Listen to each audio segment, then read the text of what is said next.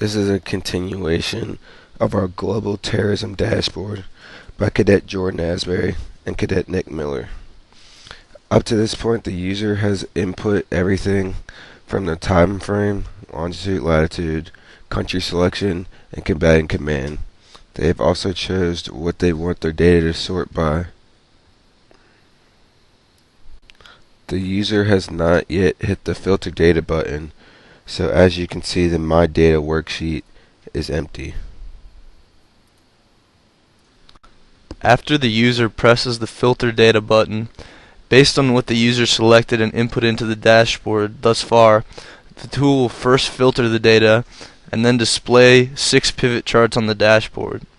The charts are as follows: a pie chart of targets by type, pie chart of attack by type, pie chart of weapon type, a line chart showing the number of attacks by month, a bar plot of the fatalities and casualties by type, and finally a line chart of fatalities and casualties by month.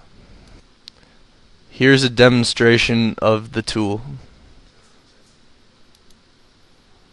Once the user hits the Filter Data button, the tool will filter the data and display the 6 pivot tables along the dashboard, as you can see.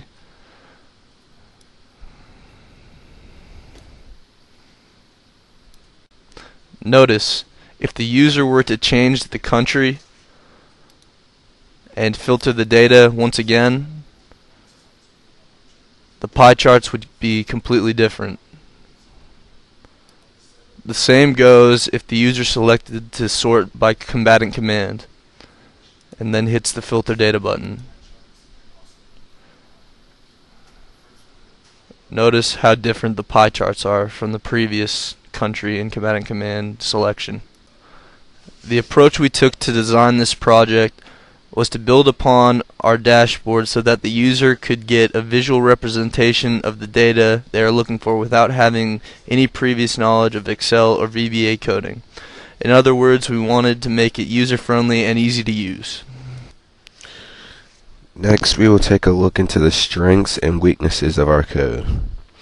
A strength of our code is the speed of the code.